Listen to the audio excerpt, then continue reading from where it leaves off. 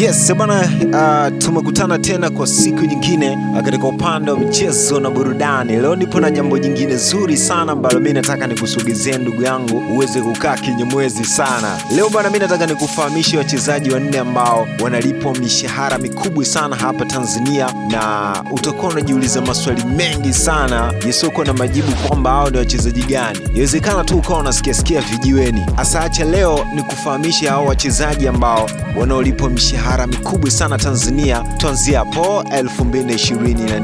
Yes, tuanze na nafasi ya 4 ambaye ameshika mtu mzima ambaye anamuita Faisal Salum. Faisal Salum anakadiriwa kupokea kiasi cha shilingi milioni 23. Faisal ni mchezaji mwenye uwezo mkubwa sana akichezea nafasi ya kiungo ambayo amejijengea jina kubwa sana kutokana na uwezo wake wa kudhibiti mchezo na kupiga pasi za mwisho pamoja na kufunga mabao ya mbali. Sio, unanielewa? Kutokana na umahiri wake na mchongo wake alioonyesha akiwa anachezea klabu ya Yanga Africans, Faisal Toto aliweza kuivutia timu ya Azam FC ambayo ilitambua uwezo wake na kumpa mmoja kati ya mkataba minono sana na kujiingiza kwenye orodha rasmi kabisa ya wachezaji wanaolipwa pesa nyingi Tanzania 2024. Nafasi ya 3 tunamwona hapa anaitwa Al Ahmada, anakadiriwa kupokea kiasi cha shilingi milioni 25, mwenye uzoefu mkubwa sana na ujuzi wa hali ya juu katika kulinda lango, ambaye kwa sasa anachezea klabu ya Azam FC. Uwezo wake wa kuokoa mipira kwa miguu na kutoa mwongozo kwa safu ya ulinzi umefanya kuwa mlinda mlango bora na moja ya wachezaji ambao wanalipwa vizuri sana hapa nchini Tanzania.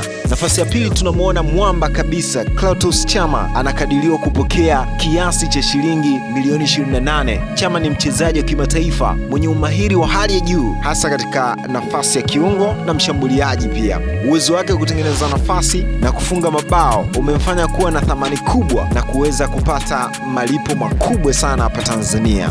Najua utakuwa na hamu sana kufahamu nafasi ya kwanza kabisa, moja kati ya mchezaji ambaye analipwa mshahara mkubwa sana hapa Tanzania kwa mwaka 2024. Na bwana, hiyo nafasi ya kwanza imeshikwa na Stefan Aziz Ki ambaye kwa sasa tunafahamu kabisa anataka kutoka pale Yanga Africans na kuelekea timu nyingine. Sasa nikwambie tu kwamba Stefan Aziz Ki anakadiriwa kupokea kiasi cha shilingi milioni 30. Huyu ni mchezaji muhimu sana katika kikosi chake, hakuna sifahamu. Anajulikana kwa uwezo wake wa kucheza kama kiungo mwenye nguvu na ubunifu uwanjani.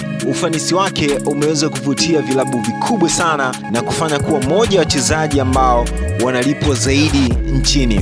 Leo nimekufahamisha tu kuhusiana na wachezaji wanne ambao wanalipwa mishahara mikubwa Tanzania kwa mwaka 2024. Hawa hapa wachezaji wengine ambao wanalipwa mishahara mikubwa Tanzania kwa mwaka 2024 kati ya milioni 9 hadi 20. Hapo ndani basi utamkuta Maxi Zingeli, lakini kuna Pacome Zouzoua, kuna Prince Dube, Kibu Dennis, bila kumsahau Diara. Au ni moja kati ya wachezaji ambao wanalipwa kati ya milioni 9 hadi 20.